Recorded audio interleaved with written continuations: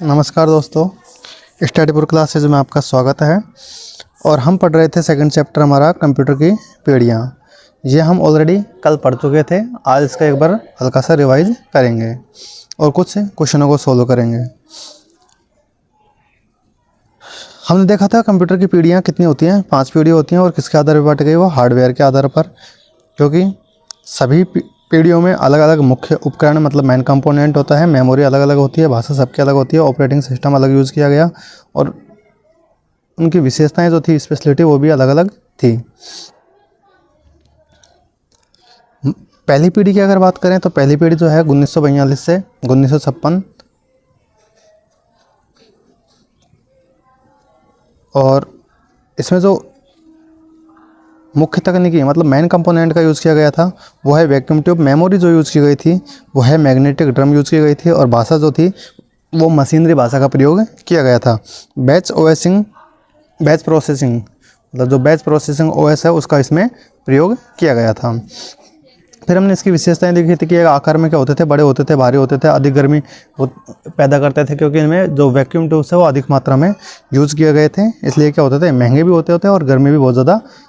फिर इनकी कार्य क्षमता जो थी वो बहुत ही कम थी और इनके लिए आउटपुट और इनपुट के लिए, इनमें आउटपुट और इनपुट लगाने के लिए पंच कार्ड का प्रयोग किया जाता था। इसके कुछ एग्जांपल्स हैं, जैसे ENIAC है, 701, IBM 701 है, UNIVAC है और EDSEC है। ये सारे के सारे के हैं, इसके एग्जाम्पल हैं। ठीक है दोस्तों। फिर दूसरी पीढ़ी की बात की थी हमने, जो 1956 से और 1965 तक चली थी। मतलब इसका विकास 1956 से 65 के बीच में हुआ था। इसमें जो मुख्य तकनीकी यूज़ की गई थी वो यूज़ की गई थी ट्रांजिस्टर का, और मेमोरी जो यूज़ की गई थी मैग्नेटिक टेप या मैग्नेटिक कोर का प्रयोग किया गया था।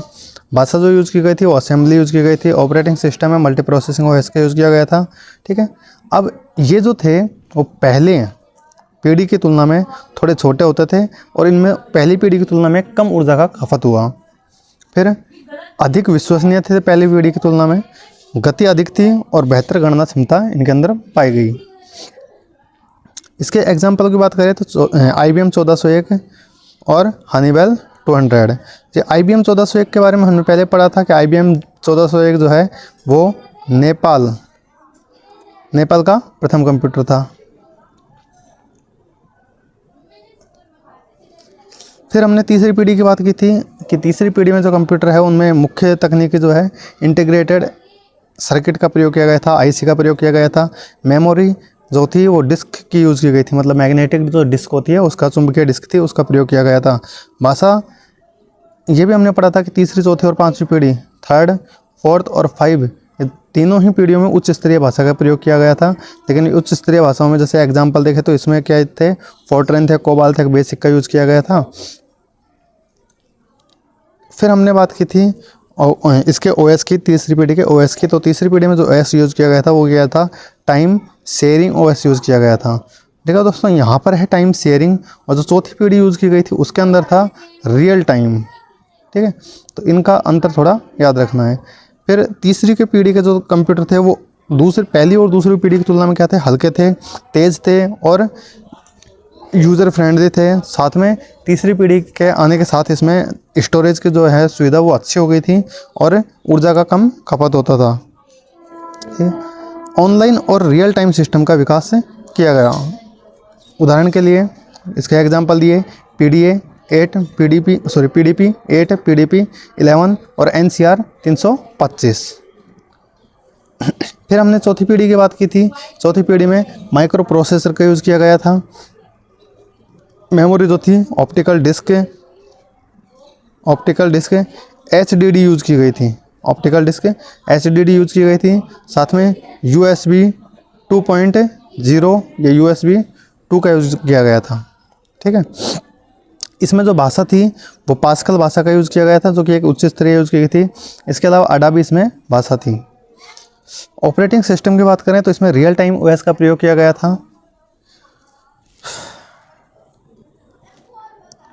विशेषताओं की देखें तो ये PC मतलब हमने कल ही बताया था कि पर्सनल कंप्यूटर जो अधिकतर हम कहते हैं कि आम जनता के पास भी पहुंच गया था, वो कौन सा था, पर्सनल कंप्यूटर था। और पर्सनल कंप्यूटर जो है वो चौथी पीढ़ी में जाकर विकसित हुए। नेटवर्क और इंटरनेट का आरंभ भी कौन सी में हुआ, चौथी पीढ़ी में हुआ था। लागत जो थी इनकी कम थी, छोटे थे और किफ़ायती थे। इसमें GUI आधारित इंटरफेस का प्रयोग किया गया था। तो क्वेश्चन यहाँ से बन सकता है कि पहले GUI आधारित, सबसे पहले GUI आधारित कंप्यूटर जो बनाए गए थे वो कौन सी पीढ़ी के थे, तो वो चतुर्थ पीढ़ी के थे। एग्जाम्पल देखें तो Apple second, IBM PC, laptop, ये सारे के सारे क्या होते हैं, चौथी पीढ़ी के होते हैं। फिर हमने पांचवी पीढ़ी पढ़ी थी जो 1989 से और अभी तक चल रही है।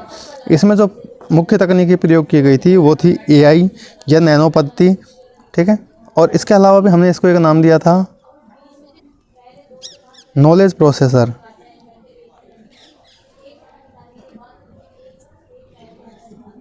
नॉलेज प्रोसेसर का प्रयोग किया गया था। तो हम नॉलेज प्रोसेसर भी बोल सकते हैं और AI या नैनो प्रौद्योगिकी भी बोल सकते हैं। फिर मेमोरी जो यूज़ की गई थी वो ऑप्टिकल डिस्क यूज़ की गई थी, SSD का प्रयोग किया गया था इसके अंदर, ठीक है। और जो क्लाउड स्टोरेज की बात करते हैं, क्लाउड स्टोरेज, इसका विकास भी कौन सी पीढ़ी में जाके हुआ, पांचवी पीढ़ी में हुआ था। अब क्लाउड स्टोरेज का मतलब क्या होता है दोस्तों, पहले वो समझ लीजिए। क्लाउड स्टोरेज क्या होता है कि जैसे आपका फ़ोन है, मान लो 128 GB का फ़ोन है, ठीक है। अब आज का ज़माना है कि फाइल फुल HD में देखते हैं अपन, तो उसमें क्या है 128 GB कोई बड़ी बात नहीं होती। फ़ोटो भी अगर अच्छे से खींचे HD में तो इससे भी 128 GB अपन भर सकते हैं, ठीक है। तो 128 GB मतलब क्या होता है, फ़ोन की स्टोरेज जो होती है वो कम पड़ जाती है हमारे लिए, ठीक है। तो हम क्या करते हैं, एक वर्चुअल स्टोरेज का मतलब जो आपके फ़ोन में नहीं है वो स्टोरेज, वो आपको इंटरनेट पे मिलेगा। मतलब इंटरनेट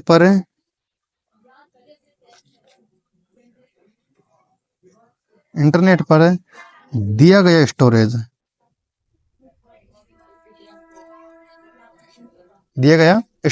क्या कहलाता है, क्लाउड स्टोरेज कहलाता है।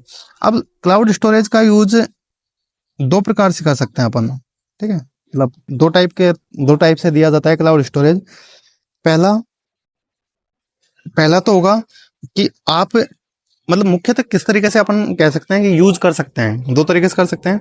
एक तो तब किया जाता है क्लाउड स्टोरेज का यूज कि आपके, जैसे मैंने अभी बताया, फोन वोन में स्टोरेज कम होता है, तो आप ज़्यादा स्टोरेज, जैसे कि आपको 100 GB, 1000 GB, 1 TB तक का स्टोरेज, 1 TB या 2 TB तक का स्टोरेज दे देते हैं। तो ऐसे क्लाउड स्टोरेज का हम यूज़ क्यों करते हैं, बड़ी फाइलों को रखने के लिए और ज़्यादा फाइलों को रखने के लिए, या फिर अपने फ़ोन में जो स्टोरेज है उसको कम करने के लिए। क्योंकि हम क्या करते हैं, फ़ोन में से स्टोरेज को अपलोड कर देंगे किस पे, क्लाउड स्टोरेज पे, जो भी होगा। और दूसरी टाइप से हम क्या यूज़ कर सकते हैं, दूसरे टाइप से हम यूज़ कर सकते हैं कि जैसे अपन को कोई भी डॉक्यूमेंट्स है वो हम फ़ोन में रखते हैं, लेकिन हमको क्या है, कभी इस कंप्यूटर पे जरूरत पड़ती है, कभी इस कंप्यूटर, तो कभी इस कंप्यूटर पे। तो हम क्या करते हैं, उस फ़ोन से बार बार किसी अन्य जो इक्विपमेंट है उस पर भेजेंगे नहीं बार बार। तो क्या करेंगे, हम क्लाउड स्टोरेज को हर फ़ोन में ओपन कर सकते हैं, या हर इक्विपमेंट पे हम क्या कर सकते हैं, उसको ओपन कर सकते हैं। अब ओपन करके हम वो जो डॉक्यूमेंट्स हैं, हमने जो वर्चुअल रूप से रखे गए हैं, वर्चुअल रूप से जो डॉक्यूमेंट्स रखे गए हैं, उनको हम क्या करेंगे, हर एक सिस्टम पर डाउनलोड कर सकते हैं। तो इस चीज़ के लिए भी क्लाउड स्टोर का यूज किया जाता है। इसमें खासतौर से जो अपन कह सकते हैं कि G ड्राइव, गूगल ड्राइव जो होता है, वो सबसे ज़्यादा काम में लिया जाता है इस टाइप के लिए, ठीक है। तो कहने का मतलब ये है कि क्लाउड स्टोरेज के लिए है, या क्लाउड फंक्शन के लिए जो है, उसमें भी वो कौन सी पीढ़ी में आया था, वो भी पांचवी पीढ़ी में आया, ठीक है। इसमें जो भाषा यूज़ की गई थी वो थी पाइथन, प्रोलॉग, लिप्स, जावा और R भाषा का यूज़ किया गया था। ऑपरेटिंग सिस्टम जो यूज़ किया गया वो कौन सा था, AI आधारित है, क्योंकि अब AI का ज़माना है। और इससे पहले जो पैरेलल ऑपरेटिंग सिस्टम का यूज़ किया गया था। विशेषताएं क्या होती हैं पांचवी पीढ़ी की, कि ये उन्नत कंप्यूटिंग देते हैं, साथ में AI सिस्टम होता है, अधिक डाटा का स्टोरेज भंडारण क्षमता देते हैं, ठीक है। इसके अलावा इनमें जो नेचुरल लैंग्वेज प्रोसेसिंग का यूज़ किया गया है, ठीक? और सुपर कंप्यूटर और क्वांटम कंप्यूटर का विकास भी अब अच्छे से पांचवी पीढ़ी में हो पा रहा है। उदाहरण के लिए स्मार्टफोन, टैबलेट, सुपर कंप्यूटर, और AI आधारित डिवाइस जो हैं वो सारे के सारे किसमें आते हैं, 5वीं पीढ़ी में आते हैं।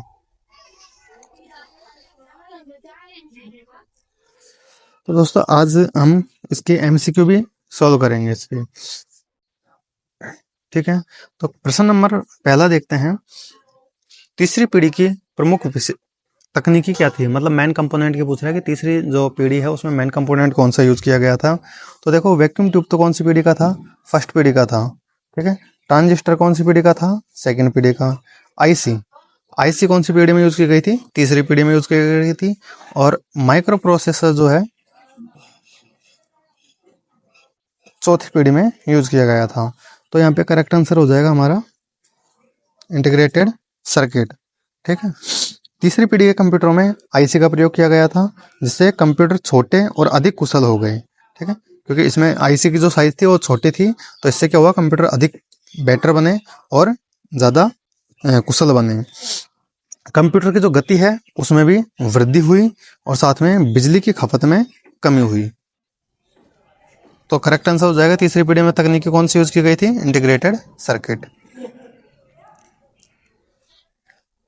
क्वेश्चन नंबर 2 है, एप्पल सेकंड किसने बनाया था और यह किस पीढ़ी का था। तो दोस्तों इस टाइप का क्वेश्चन, मतलब अब यहाँ पर तो मैंने दो क्वेश्चनों का इंक्लूड कर दिया कि एक तो किसने बनाया था और दूसरा किस पीढ़ी का था। लेकिन हो सकता है आपके एग्जाम में सिर्फ एक किया कि किसने बनाया था, या हो सकता है किस पीढ़ी का था, ठीक है। तो एप्पल जो सेकंड था वो किसने बनाया था, हमको ये तो याद है कि हमने क्या पढ़ाया था फोर्थ जनरेशन में, कि ये कौन सी जनरेशन में था, फोर्थ जनरेशन का था। अब अगर मान लो कंबाइन में आ जाता है तो हम सिर्फ फोर्थ पीढ़ी से ही इसका आंसर पता लग सकते हैं, यहाँ फोर्थ पीढ़ी में था, बाकी और पीढ़ियाँ कुछ है नहीं। तो इसका आंसर क्या हो जाएगा, स्टीव जॉब और विजनॉय। तो दोस्तों आप यहाँ पर नोट डाउन कर लीजिएगा कि सेकंड पीढ़ी का जो कंप्यूटर था वो स्टीव जॉब्स और स्टीव विजनियाक ने बनाया था, ठीक है। और चौथी पीढ़ी का कंप्यूटर था एप्पल सेकंड, चौथी पीढ़ी का कंप्यूटर था जिसे स्टीव जॉब और स्टीव विजनियाक ने 1977 में बनाया था। एप्पल सेकंड को कब बनाया था, 1977 में बनाया था।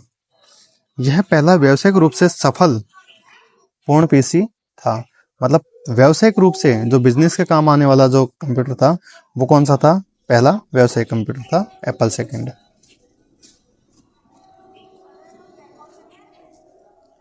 क्वेश्चन नंबर 3 है दोस्तों, प्रथम पीढ़ी के कंप्यूटरों में किस मुख्य उपकरण का प्रयोग हुआ। देखो प्रथम पीढ़ी में कौन सा हुआ था, ट्रांजिस्टर का यूज हुआ, प्रथम पीढ़ी में हुआ था वैक्यूम ट्यूब्स का प्रयोग हुआ था। सेकंड पीढ़ी में कौन सा हुआ था, ट्रांजिस्टर यूज हुआ था। थर्ड पीढ़ी में जो हुआ था वो था आईसी का प्रयोग हुआ था। और फोर्थ पीढ़ी में जो हुआ था वो था माइक्रो प्रोसेसर। और फिफ्थ पीढ़ी में था एआई, या इसको नॉलेज प्रोसेसर भी कह सकते हैं, ठीक है। ये सारे के सारे हमको याद रखने हैं। तो पहली पीढ़ी के पूछ रहा है, तो पहली पीढ़ी में कौन सा हुआ था, वैक्यूम ट्यूब्स का प्रयोग किया गया था। पहली पीढ़ी में कौन सा प्रयोग किया, वैक्यूम ट्यूब्स का प्रयोग किया था।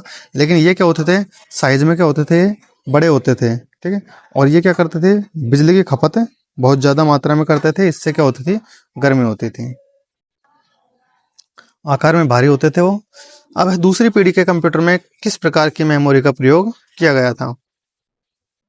दोस्तों देखो दूसरी पीढ़ी में कौन सी यूज की गई थी, हार्ड डिस्क को हम HDD या SDD, दो टाइप की हार्ड डिस्क होती हैं। लेकिन यहाँ पे जो हार्ड डिस्क वर्ड का मतलब है ये कौन सी है, ऑप्टिकल डिस्क है, कौन सी उसकी, ये है फोर्थ जनरेशन की। और ये ऑप्टिकल डिस्क जो है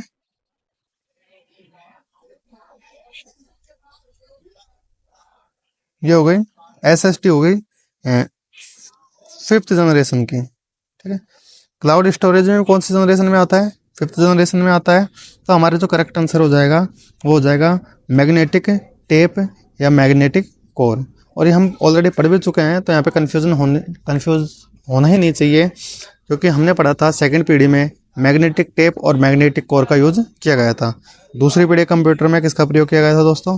मैग्नेटिक टेप या मैग्नेटिक कोर मेमोरी का प्रयोग किया गया था, जो पहली पीढ़ी की तुलना में क्या देते थे? अधिक डाटा देते थे। पांचवी पीढ़ी के कंप्यूटर में किस प्रौद्योगिकी का प्रयोग किया गया था? तो ये किस प्रौद्योगिकी का, यानी कि अपन कह सकते हैं कि कौन से मेन कंपोनेंट का प्रयोग किया गया था? तो हमने बताया था कि एआई का प्रयोग किया गया था। इसके अलावा नॉलेज प्रोसेसर का प्रयोग किया गया था और नैनो टेक्नोलॉजी का प्रयोग किया गया था। ठीक है, इन तीनों में से कोई सा भी वर्ड हमको वहां पर मिल सकता है। कौन सी पीढ़ी के लिए? पांचवी पीढ़ी के। तो हमारा करेक्ट जो आंसर हो जाएगा ये। ट्रांजिस्टर तो सेकंड पीढ़ी में यूज किया गया था, आईसी थर्ड पीढ़ी में यूज की गई थी और वैक्यूम ट्यूब्स फर्स्ट पीढ़ी में यूज किए गए थे। चौथी पीढ़ी के कंप्यूटर में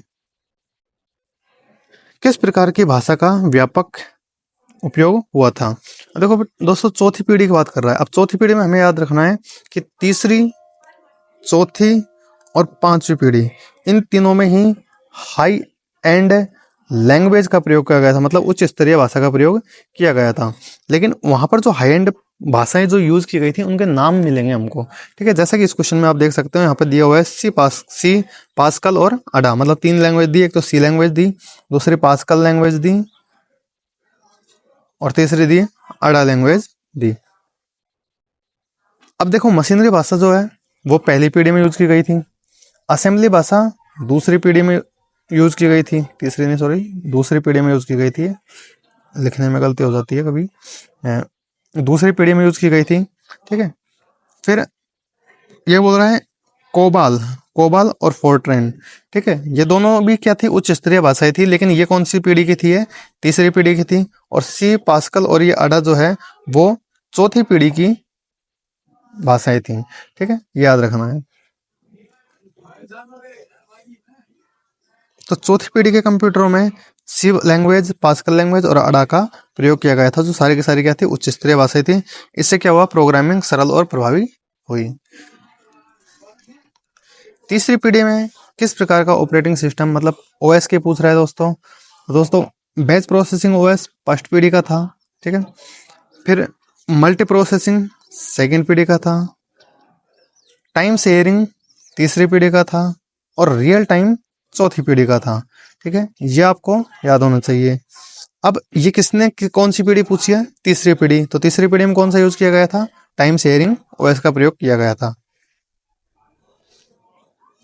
इसके फायदे क्या थे? जिससे एक साथ कई उपयोगकर्ता कंप्यूटर का उपयोग कर सकते थे। दूसरी पीढ़ी के कंप्यूटर में किस तकनीकी का प्रयोग किया गया? दोस्तों यहाँ पे याद रखना है, सेकंड जनरेशन की बोल रहा है ये। ट्रांजिस्टर बिल्कुल सेकंड उसमें यूज़ किया गया था ये। आईसी ये तो थर्ड में यूज़ की गई थी।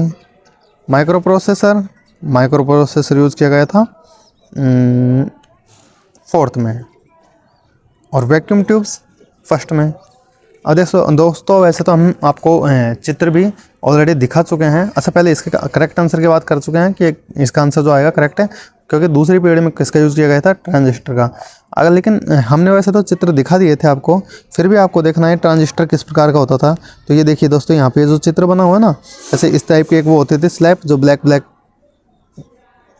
से बनी होती थी, और उसके बाद में यहाँ से कुछ वायर इस टाइप में और कुछ ही वायर उस साइड में इस टाइप से होते थे। ठीक है, फिर उसके बाद में इंटीग्रेटेड सर्किट आया, जो ये दिख रहा है दोस्तों। ठीक है, एक इस प्रकार का होता था वर्ग आकार का, और चारों तरफ से कुछ इस टाइप के वायर्स होते थे उसके अंदर। ठीक है, ये क्या होती थी? आईसी। फिर माइक्रो प्रोसेसर का यूज़ किया गया। माइक्रो प्रोसेसर में क्या होता था? वही सेम वर्गाकार आकार का ये भी होता था। ठीक है, फिर यहाँ पर कुछ डॉट्स किनारे पे इस प्रकार से वो बने होते थे इसके अंदर चारों तरफ, जो कि यहाँ पर वायरिंग की जगह यूज़ किए जाते थे मदरबोर्ड से कनेक्ट करने के लिए।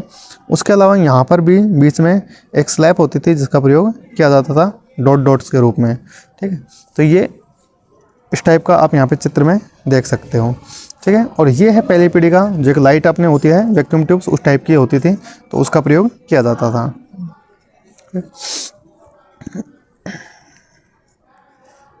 नेक्स्ट क्वेश्चन है दोस्तों, 5वीं पीढ़ी के कंप्यूटर में कौन सा ऑपरेटिंग सिस्टम प्रयोग किया गया था? देखो, बैच प्रोसेसिंग पहली पीढ़ी में, टाइम शेयरिंग तीसरी पीढ़ी में, पैरेलल प्रोसेसिंग 5वीं पीढ़ी में और मल्टी प्रोसेसिंग सेकंड जनरेशन में यूज़ किया गया था। तो यहाँ पे करेक्ट आंसर है हमारा 5वीं पीढ़ी में कौन सा यूज़ किया गया था? पैरेलल ऑपरेटिंग सिस्टम या AI आधारित ऑपरेटिंग सिस्टम भी बोल सकते हैं। उच्च स्तरीय प्रोग्रामिंग भाषा किस पीढ़ी में विकसित हुई थी? तो उच्च स्तरीय किसमें विकसित हुई थी?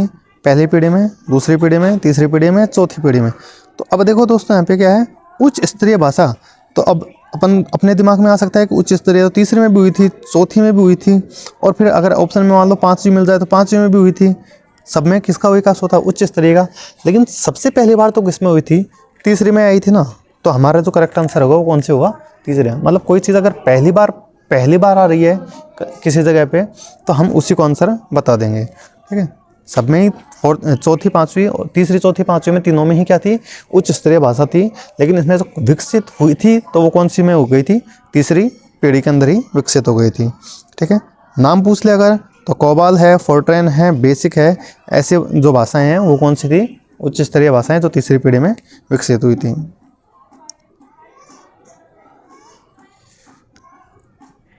ठीक है दोस्तों, आज की क्लास को समाप्त करने का समय आ चुका है और मेरे प्यारे भाइयों से या दोस्तों से, जो भी आप मुझे मानते हो, ठीक है, उनसे एक रिक्वेस्ट है बस कि आप स्टडीपुर क्लासेज को ज़्यादा से ज़्यादा प्यार दीजिए। कोशिश कीजिए कि जो ज़रूरतमंद हैं, जिनको कंप्यूटर रियल में सीखना है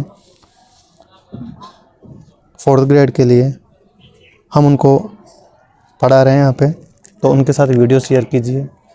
हो सकता है ये अभी जो वीडियो हैं ये फेसलेस वीडियो हैं तो थोड़ा कंफर्ट ना लगे, लेकिन जो इसमें नोट्स बनाए गए हैं वो बेस्ट नोट्स हैं और इनसे बेटर कुछ हो नहीं सकता। मुझे नहीं लगता कि इनसे बेटर कुछ होगा और इससे बाहर कुछ जाएगा। ठीक है, अगर कुछ रह भी गया है बीच में, मान लो किसी टॉपिक को पढ़ा रहे हैं, उस टॉपिक में से कुछ रह भी जाता है, तो हम इसको लास्ट में आखिरी में आपको अलग से बता देंगे क्लासों के अंदर। जो रहा हुआ टॉपिक है उसको एक्स्ट्रा बता देंगे। ठीक है, तो आई होप कि आपको सारे वीडियो अच्छे लग रहे होंगे। और हम वैसे भी हम बता चुके हैं कि जो आपको कमी लगती है वीडियो के अंदर वो आप हमसे शेयर कीजिए, तो हम उसको हो सकता है जहाँ तक पूरे करने की कोशिश करेंगे। और जो आपके प्रॉब्लम्स है वो हमें बताइए, हम उनको भी सोल्व करेंगे।